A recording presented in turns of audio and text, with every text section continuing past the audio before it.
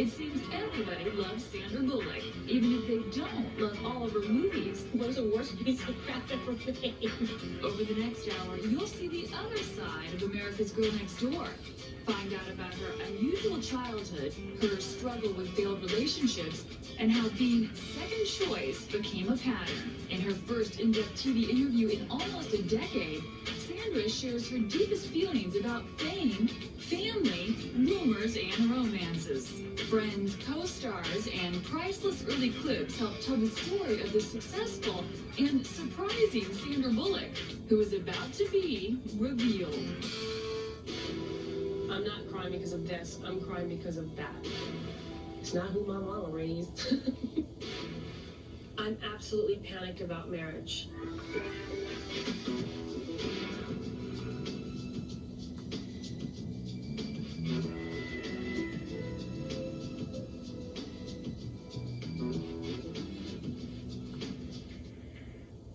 Sandy is incredibly loyal. Open and warm. Very, very thoughtful. Down to earth and so charming. She's really funny. She's a laugh. She's so smart. Driven. You can't help being drawn to her. Everything you've heard about Sandra Bullock is true. She is one of the nicest movie stars around. She'll even get coffee for crew members on the set.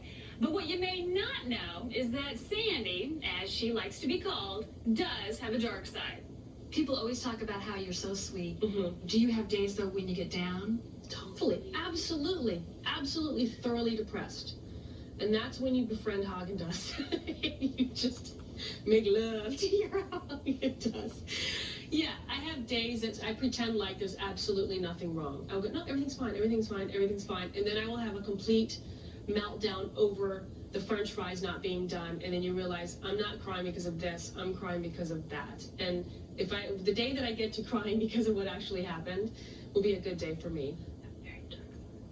Everybody has a dark side. I just don't believe in bringing it to work. We've only seen the cheerful side of Sandra until now. On camera, I speak my mind to the point that I want to let things be revealed. Oh, you're Do you know what I mean? Like, in a way that I don't want to leave an interview feeling like I have just either hoarded myself or sold myself for work. I'd rather you go talk to everybody else and whatever they give up, even without my permission, and I know Hugh said some things that he wasn't supposed to, because the man cannot keep his mouth shut. It cannot. No, she's not like that. No, she's not all squeaky clean. Her sense of humor is filthy. You know, I had the hour-long conversation why I wasn't going to do this. One thing that they said, this is, you know, you don't do them so you don't realize that they can actually be entertaining and yet informative and comfortable. And I said, well, all right. And I always feel comfortable with you, so that's... So, here we are. Okay. Oh, my God. See, this is what you should be filming. Okay, can we film this? Now, what's happened here is that the hair wasn't really working. So this kind of crimping is what usually happens when the camera's not rolling. Sandra's attitude keeps her relaxed, even though her schedule is anything but. In New York to finish her film 2 weeks' notice, Sandra was in city girl mode. I know you have a lot of homes. Where is home for you? I seem to collect houses. Austin, between Austin and New York. Austin is, you know, the place where you go and you just literally let go of everything, and the dogs and the water and the flip-flops and the music and the friends and the but then New York, yeah, I feel exactly the same way too. It's a hard thing. I mean, I have the luxury of being able to live in two places at one time. I need them both, you know, and I can have them both right now.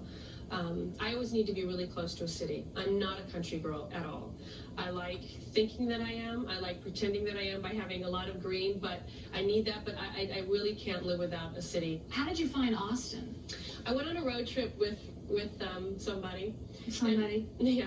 And we got wound up in Austin. We just sort of went through Texas a little bit. We wound up and I said I wanted to find a motel with an L-shaped pool. I love motels, and we just couldn't find the L-shaped pool. So we landed at this place called the Austin Motel and found that there was the open-mindedness that I wanted, and the music and the fun, and a very bohemian lifestyle that made me feel very comfortable, because that's sort of what my family was. And I just loved the way it felt. Sandra's family spent part of every year in Germany, where her parents were involved in opera. They traveled back and forth to Arlington, Virginia, where Sandra was born in 1964. It's a very odd upbringing to those who were in it, but to us it was absolutely normal. And you speak fluent German? Yes. Still? Yes. I'm going to ask you to pull something out. I said immer noch, which is still. So. I know was ist das. But this is, I realized when I was younger that our family was not the norm. I mean, my mother was an opera singer and my dad was an opera teacher. And just purely because of the noises that came out of our basement where their studio was, it filtered into this neighborhood. Everyone else knew we were odd too, but it's nice because I literally have two different sides of myself. I mean, I have the very German side and I have the American side. That split personality may have had something to do with Sandra's decision to act. Coming up, Sandra copes with the unthinkable. Everything was fine until the last month. Family planning. You tell me to do something, I will do the exact opposite. And Hugh Grant. Oh, God, he's such a liar.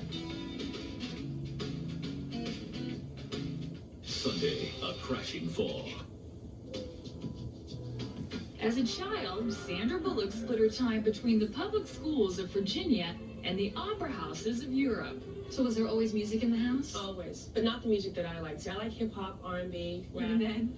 Even at a very young age, you know, this is what I was pulling out, Motown, and my mother was like, what's this stuff? Sandra's mom, Helga, may not have approved of her daughter's taste, but the German-born opera singer did expect Sandra to develop an interest in music.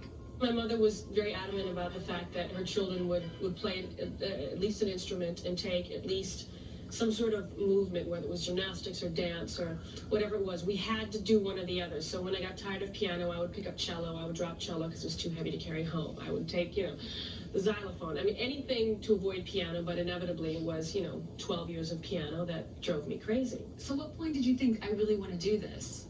I just sort of always did stuff. Like I always made, my dad was one of the first with, you know, a tripod and a, you know, VCR, a VHS camera, or beta, it had to have been beta, or whatever it was, you know, video camera. And I started making films as a little kid, and I was always writing plays for the neighborhood, and I was always sort of a ham, but on the sense that I wanted to sort of gather everyone and force them to perform something. I didn't really want to perform it, but I wanted to force everyone to do whatever project I was doing. You were producing even then. You were producing. I like that end. I don't like to be the one in front of the camera as much as I like to be the dictator telling other people what to do. That need for control started early. When I was younger and started dating, I was always incredibly private about it. In our household, you didn't gossip. We didn't have magazines in the house. We had Newsweek. We had no TV shows on except for, you know, whatever we were allowed to watch that Tuesday. So that sort of spilling of your personal life, I think it's all dependent on the person or the couple. If they feel comfortable, I say good for you. I love reading about it. I love reading about You buy Us Weekly every, yeah. I don't buy it, but boy, if it's sitting around, I will pick it up in a heartbeat. Yeah, and it's all about the pictures. I don't read it. Yeah. I don't want to read. If there's good pictures, any magazine that has a ton of pictures, that's what I look at. In 1982, Sandra enrolled at East Carolina University as a theater major. When you made the decision to go into performing, did you ever think of your parents? Absolutely. They were artists who were performing a dying art. And when you're an opera singer and a singer, it's a craft level that we in this business have no idea the discipline that it entails in order to maintain that and in order to be able to do that, because you can't just go anywhere and sing opera. It entails an entire production. It entails, you know, it's the work behind it and the training is extensive. And so I had a lot to live up to. That's why I never went into singing. You have pretty high standards when you have parents like that you are automatically instilled in you. They didn't pummel it into us, but you look at that and you go, if you are going into the arts, you better make sure that you do it with the discipline that it needs to be done with. By 1986, Sandra felt she had enough discipline to pursue a career as an actress, and she moved to New York. Were you really poor when you were trying to make it? Yeah, but I never, there's no such thing as really poor to me. I mean, I didn't have mouths to feed. I was, you know, from an artist's family, you know, it was okay to be bohemian, poor, and not have, it wasn't cool to have money. You don't live in a place that is very comfortable, but, you know, you waitress. Were you a good waitress? Really good. I had something that I can always fall back on. I was a decent bartender, pretty good cocktail waitress, excellent coat check girl. I can hang a mink like nobody's business. And there's a process at wintertime in New York City when the women come in with their minks. You have to let them know they're getting special attention, showing them where you're placing them, that you're taking extra care because the tip gets bigger. So I always knew that I'd be fine. I know I will always be financially secure. I will, because I always have the means to take care of myself. Always, always, always. Coming up, our driving Sandra speeds her way to stardom. But first, Why did I bring up something that you had no idea existed? also ahead, you were nude once in a movie. Hell yes. And later, dating tips from the girl next door. I always had a pair of sneakers on standby going, oh, not working, I'm out of here.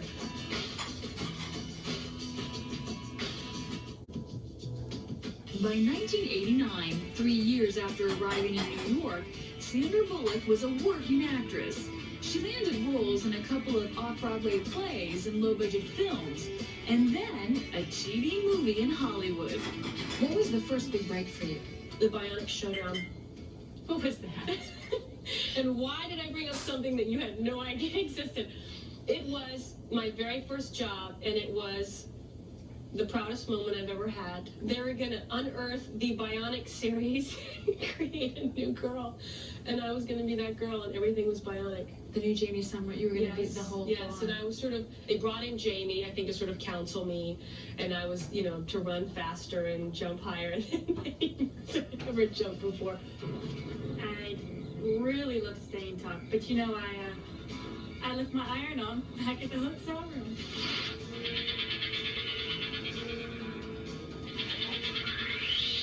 Somebody that I worked with said, I remember you needed to have time to do your emotional prep, and like, what was I thinking? I was bionic. What do I need to do a prep for? But to me, that was really, you know, my shining moment. After finishing the Bionic Showdown, Sandra decided to stay in Los Angeles. And there were actually several things that you were not the first choice for early in your career. Most of my jobs I'm not the first choice for. I'll take sloppy seconds anytime. That's not bad? No, absolutely not. How's my hair looking? I'm just kidding. It's all about the hair. I'm totally joking. Was there something wrong? I think I'll clean you up now. So joking. I want you to keep all of it. This is good. No, this is the shot right here. Continuing. Working girl, you were the... Absolutely second choice. Sandra eventually got the part on the short-lived sitcom based on the hit film. But first choice for the role was Nancy McKeon. There's so much stigma attached to someone else's fingerprints having been on a script. But if you look at some of the greatest breaks in this business, you know, it's because somebody else let something go. But that person just might have done something like that, you know, doesn't want to repeat a performance, wasn't in the right headspace to do so. I'll take, if something moves me, I'll take it. I don't care who's sat on it, lived with it, slept with it. Well, maybe slept with it, but I don't be that sloppy a second. But I was very lucky that certain opportunities passed by me that somebody else didn't want. In 1993, Lady Luck showed up again. Actress Lori Petty dropped out of the action movie Demolition Man, and Sandra stepped in. She was tough enough to hold her own against star Sylvester Stallone. It's great because you have the sun and you can go out and get a cappuccino, or you can, you know. But the only problem with that is that I think you're so exposed, you know, not me, because nobody cares who I am. That wasn't true for long. Demolition Man got Sandra noticed, and there was a lot more for her to get noticed in the low-budget film Fire on the Amazon. You were nude once in a movie. Hell yes, but I had duct tape in all the places because I didn't trust them with good reason. So what people don't realize is duct tape, it's very sticky, and once it adheres to certain textures, very tricky getting it off. So that was probably the most difficult roll to date. That roll of duct tape was the most difficult roll to date. You know what? No, everything that I've done. Even though I always go, oh, that was just not good work. I did it and obviously felt a reason to do it. And, you know, one day there'll be a good reason for having done it. Sandra was second choice again when Halle Berry turned down the female lead in an action movie set on a bus. Stay on or get off. Stay on or get off.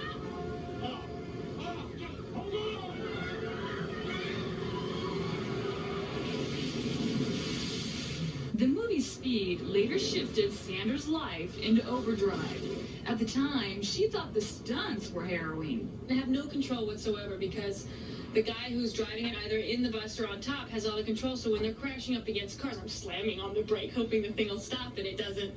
So that's a little scary, but I think I'm becoming a little used to it. I'm probably jaded by the idea things will fly over my head. I won't even notice it anyway. She didn't know the worst was yet to come.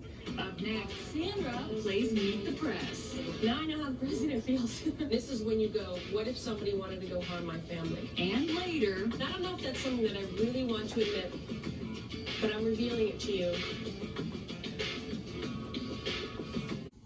in 1994, Sandra Bullock became a bankable star.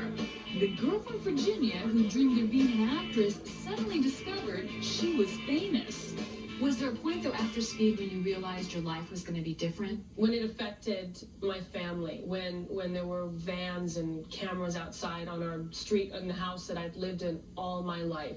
Now there was this influx of media in the neighborhood where I rode skateboards and bicycles, shooting cameras at my parents' house saying, if you don't give us information, we will reveal the address of your home.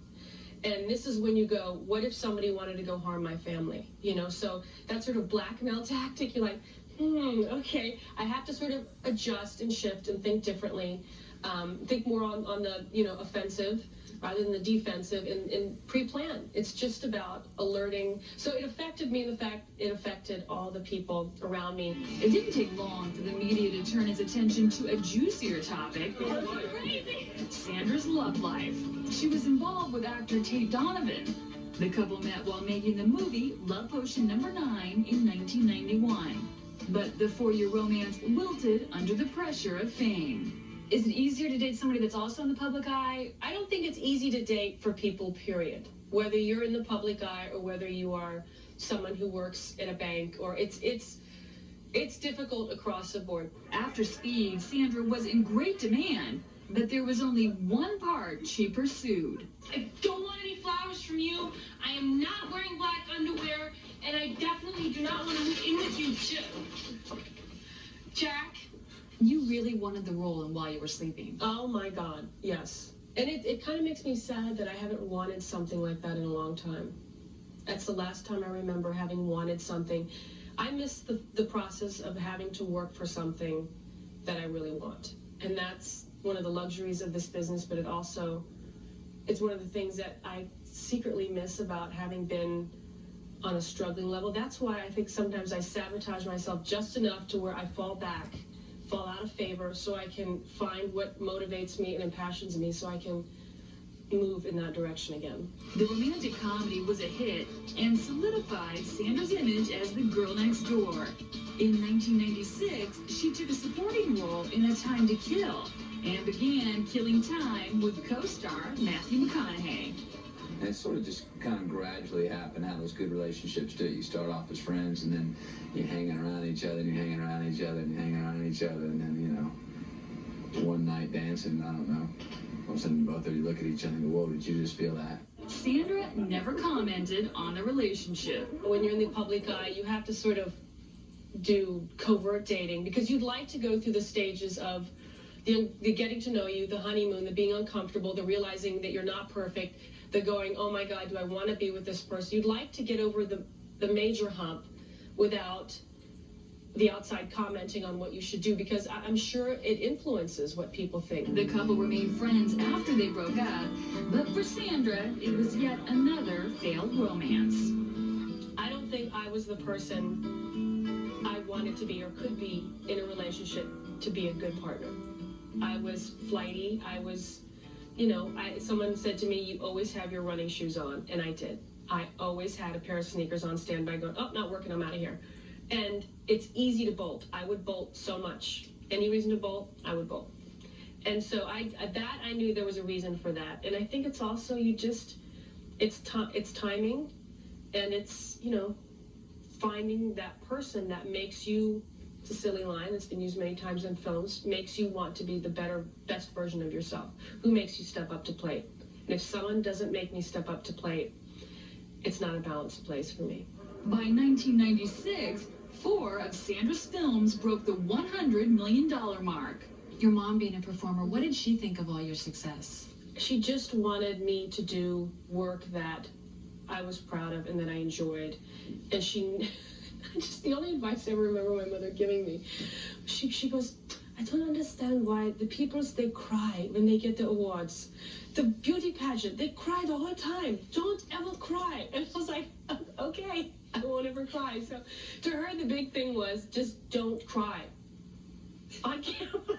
I don't know what that means, but she just thought I think she saw that as false sometimes. I mean, I don't think she ever saw a genuine crying moment, but she was referring more to beauty contestants. I don't know how that impacted my life or my decisions, but it's a piece of information that swims around my head. Well, see, I was hoping you were going to bust down and cry in the interview. I can't do that. No, I'm not gonna. It's not gonna happen. Up next, a movie that could make anyone cry. It was the worst piece of crap ever made. And later, I'm absolutely panicked about marriage. He's known as Leo, young, sexy, rich. In 1997, Hollywood's it girl, Sandra Bullock, agreed to star in Speed 2 despite her doubts. Some people viewed Speed 2 as somewhat a disappointment, but that was the best thing. It was the worst piece of crap ever made. Anyway. Well, I didn't want to say that. I'll say it. We've all, Jason and I constantly say it.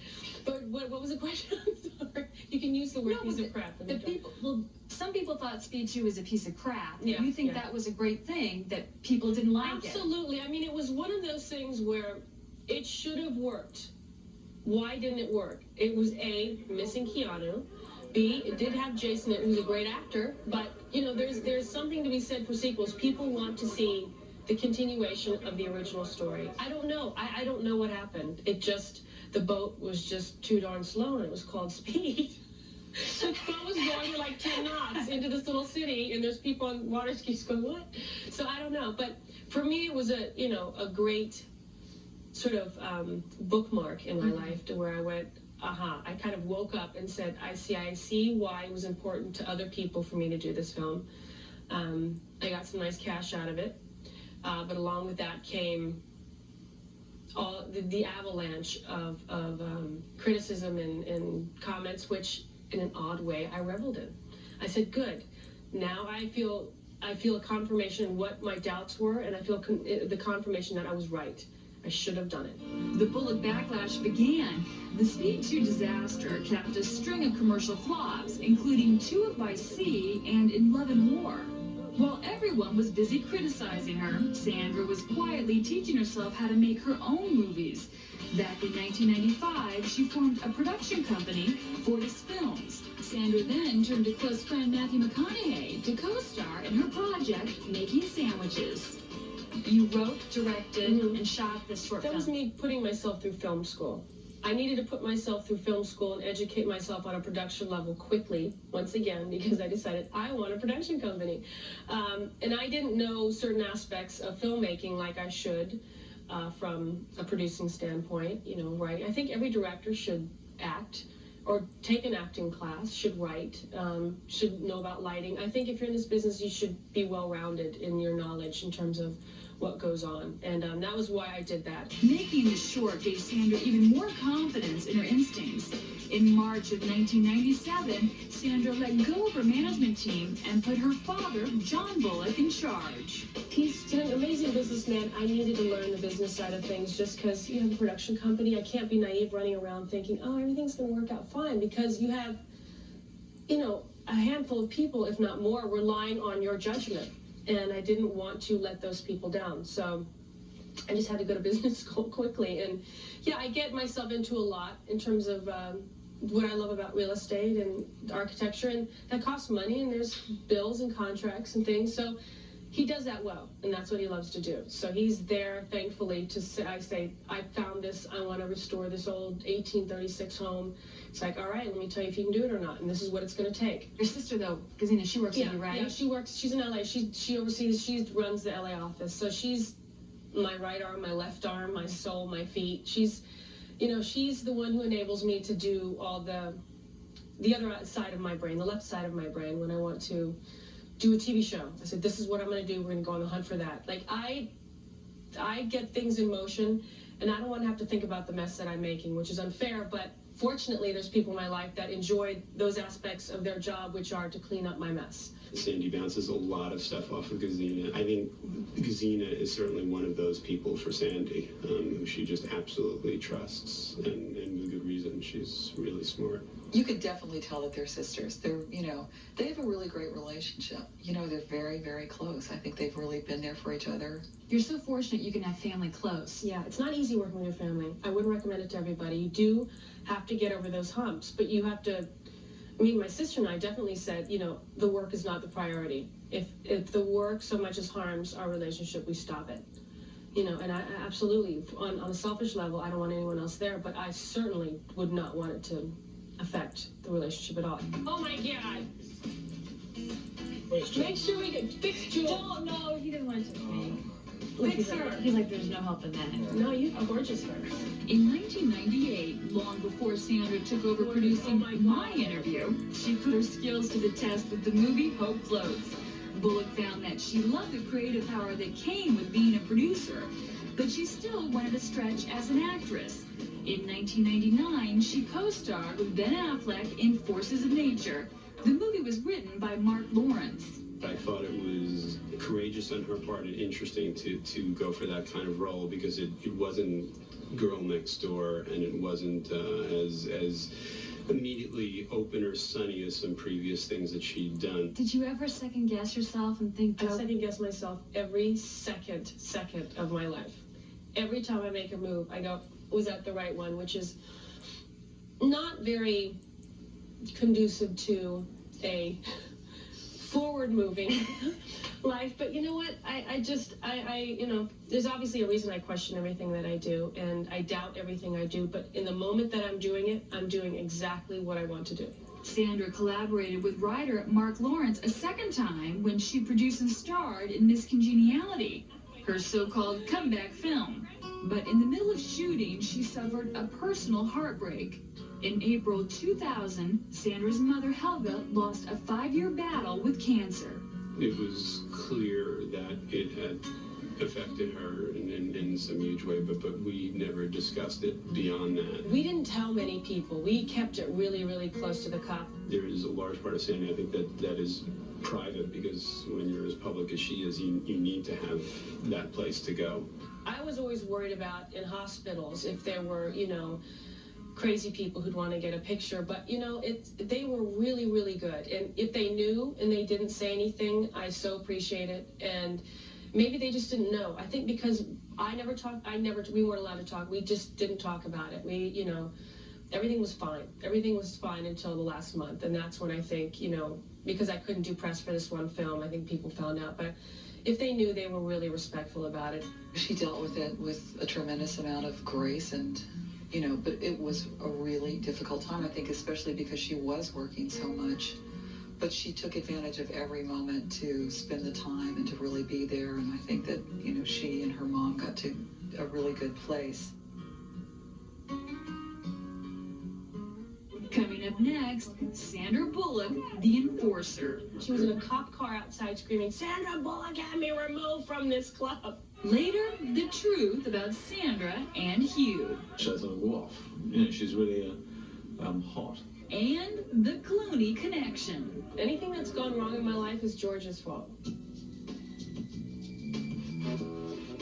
School's out for Sandra Bullock became famous thanks to her combination of guts and girl next door charm. In December 2000, she played that mix to the hilt in Miss Congeniality. I'm in a dress. I have gel in my hair. I haven't slept all night. I'm starved and I'm armed. Don't mess with me. Oh, I'm fine. I'm cool. I'm good. This is the film that I want to make because girls don't get to do physical comedy. I want to be able to do what Jim Carrey gets to do. When it started doing really well, just hearing little girls and how much they liked it, I got excited because when I was little, I started remembering who were the people that influenced me. And allowed me to laugh and made me feel good about being a little girl and enjoying those sides. Sandra raced to get the film finished on time, even as she dealt with her mother's death. She was there for casting, she was on location scout, she was there for editing, for post, for the music. On the set, she's the best person I've ever seen of being able to step out of the whatever role she's in as an actor and then take a look at the film and think about what's best for the movie. So she's absolutely a full-time, hands-on producer. The movie was a huge hit, and Sandra was busier than ever. She did manage to find time, a little bit anyway, for a social life. She began dating musician Bob Schneider. She likes really creative guys, and she likes regular people. She likes guys who are not interested in the trappings of celebrity, and she goes for really extraordinary regular Joes. Sandra's no longer with Schneider, but says they're still friends. While she continues to keep the details of her love life quiet, she did let me in on her secret crush. Was there ever a rumor about you being involved with somebody that you wish was true? George Clooney. George loves me. He just doesn't realize it yet. I'm sure he does realize it. I'm kidding. I'm just totally kidding. I'm totally kidding. George had his chance one night when he and Sandra were at the same bar. This woman got kicked out because she was harassing me to get to George so much. I just said, George, because she was using the old tactic of, I think you and George make a nice couple. I said, we're not together. She goes, he loves you. And I said, George, tell the woman you don't love me. He goes, Sandy, when are you going to realize that my love for like 20 minutes, the woman became so agitated that they had her removed, and she was in a cop car outside screaming, Sandra Bullock had me removed from this club. So it's George's fault. Anything that's gone wrong in my life is George's fault. So we can just say that as a blanketed statement. Still, everything seems to be going right these days. In 2002, Sandra starred in 3 more films: Murder by Numbers, Divine Secrets of the Yaya Sisterhood, and 2 Weeks Notice with Hugh Grant. Somebody said the other day, they go, haven't you guys been in a movie before? And I was like, no, but because we have done the same kinds of movies, his somewhat better than mine, people assume that we've been in the same film together, and we haven't. And we spent 2 years looking for something to do together. We met up in New York, I don't know, about 5 years ago. She came to my hotel downtown, and I told her increasingly disgusting stories, which I think went down quite badly, actually, at the time. I remember thinking I'd appalled her, and we didn't talk to each other for another 2 years, and then this came up. So, do we have a deal? No. I want something else from you. Oh. No, I am fully aware of your reputation, and there's no way you're getting that. No. Getting what? You know. The sex, that's not going to happen. No, that would be nice, but what I really need is a new chief counsel. Well, I think I prefer the sex. And you're one of the producers, and I know Hugh also likes to be involved. Hugh likes to get his fingers into everybody's business. He gets his fingers into He has an opinion. He has opinions. The wonderful thing is that his opinions, his and my opinions might differ often, but the end result is always the same. I love working with Hugh more than anyone I've ever worked with in my life because his work ethic is unbelievable and unparalleled. I've never seen anyone who knows what he does well and fights for it to be better. You always hope you can get somewhere, for instance, if you go off the text and start improvising, that they'll be hitting the ball back, and she's, much better than I am at that. So that was fantastic, and probably the first time in my career that I've come across that. He's wicked funny. He's a pervert, and he's just incredibly loving.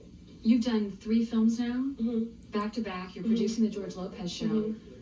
You're busy. Yeah, I bit off more than I wanted to chew. I didn't expect it to be this loaded, but because the Georgia show got pushed to a mid-season replacement rather than starting on this season, it happened right in the middle of 2 weeks' notice. We sent the feed to New York.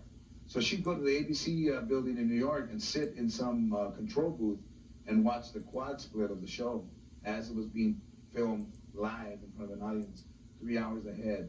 So we hold up notes, go to bed, Sandy. We weren't prepared. Which now we look back and look at as a blessing because it was sort of a trial run for us and for George, and being a stand-up comic, plucked off the stage, thrown into a sitcom, now act. He stepped up to plate like I've never seen anybody do, and he just makes you really excited to be in this business. She was more into the show than I think she was into her own film career. When it came to fame, Sandra had a few words of advice for Lopez. She said, one, be very protective of your private life and make time for your family and be very guarded with people that you meet. And the second thing she said was, never let People magazine photograph you in the bathtub. He reinvigorated me in terms of enjoying the creative process and being around him and that writing staff and that crew, and just each week having to slam out another story it's exciting. It's like doing mini theater, you know, and the tensions are really high and there's always drama. And so you get the thrill, but every week you get to do another story and get another chance to make it better. And that's what's nice about it. Now at the steering wheel of her career, Sandra has plenty of time to contemplate life's bigger issues. That's coming up next. I have a quote from you. I'm going to read you. Oh, Christ. And the dirt you've been waiting for. About 500 condoms, sex toys. She's fantastic. She thinks of everything. She's obsessed.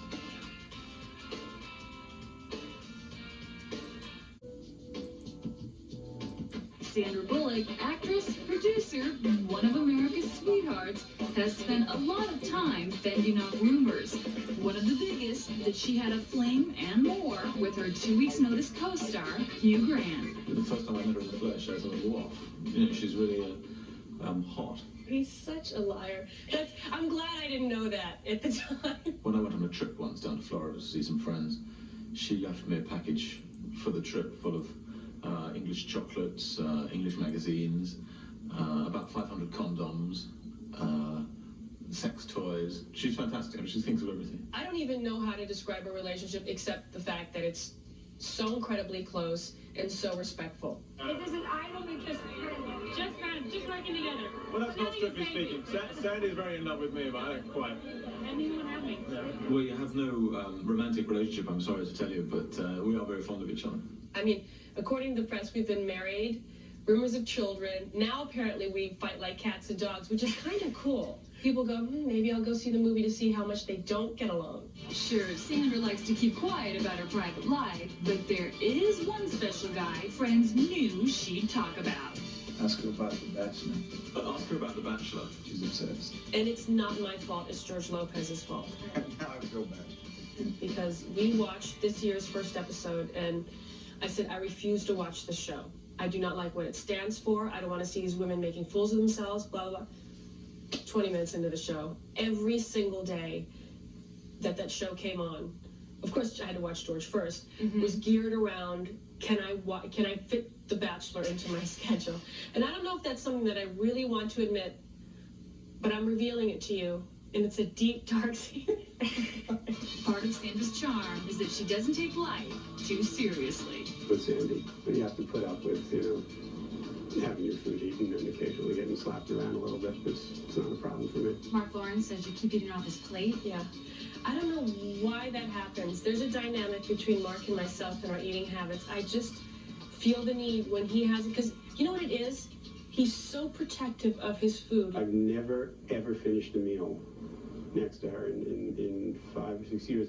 I don't even think she's necessarily hungry or likes what I have, but she feels compelled to eat it. His food always looks much better than the food that's sitting on my plate. She would probably fire me immediately after this interview. She ordered a hamburger and kind of disemboweled it in front of me. I've never seen anyone eat a hamburger in a more unusual way. She kind of tore the insides out and ate the rest of it. She's got about 10 places to live, and every one of them is in construction at some point and unlivable. So I don't know where she stays, but she doesn't stay in her homes. Everything she owns is under construction. I don't think she actually wants to live in any of them, but she enjoys building them very much. I have a quote from you. I'm going to read you. Oh, Christ. Are you sure it's legitimate? If it's not, let me know. Okay. You have decided to wait to get married because you only want to do it once. You want to do it right.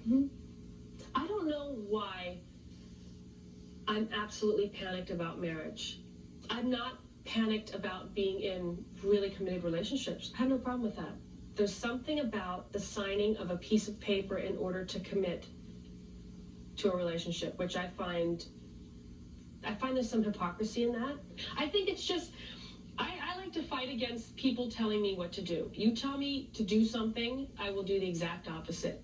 But I also felt like you would be more pro-marriage because your parents had a successful marriage. Yeah, absolutely. Successful marriage isn't one because it lasts. It's one that's balanced in the desire to work it out and how you work it out.